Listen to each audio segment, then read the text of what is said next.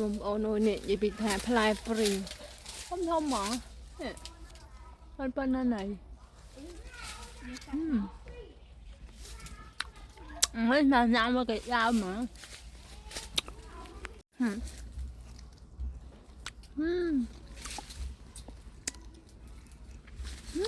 นี่ถูกอ่ะคอยนังนังมันต้มนั่งมันเป็นต้ม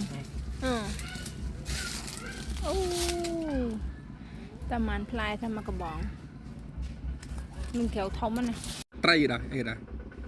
ถ้าเอาถมแต่เราไปกลายไปถมทอมอ่ะมูลหายมูลหายน้องปริงนี่เป็นญี่ปุ่นเป็นญี่ปุ่นทอมงอกมัดไปวัวโลโลมันยังมีอะไรสบาย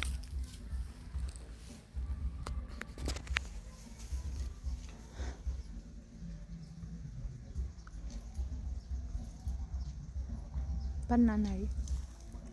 ไฟนี่แกให้ท้าไฟ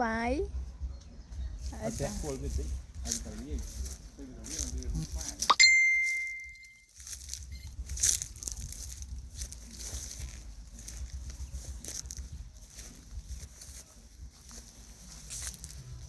ปริงได้อันนี้อาจเป็นพลายค่ะ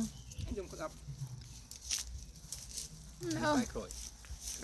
ดับคอมด้ามเลียนด้ามใบเลียนบูนเลียนด้ามมาปอนด้ามมาปอนด่างมันมาเลียนล่าเมื่อไหร่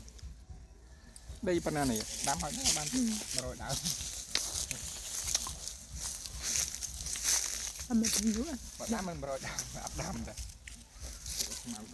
มันเป็นใครจะเขารู้เขาอ่ะ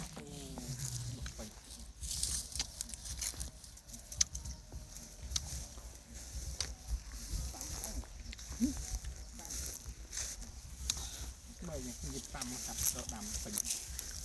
ตำเมย์กับตำตรง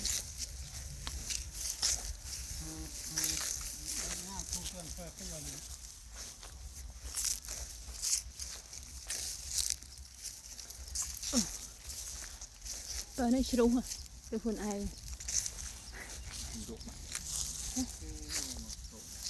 ตกโยกไหมไปจำเราจัดโดยใบล้อมันเราจัดโตเลยดิปักก็พูดนั่งเชื่อมกุ๊บเลยสัตว์โยยืดประดำตามแจกตามอะไรนี่ดำมาตัวนี่ลอยสัตว์อ่ะ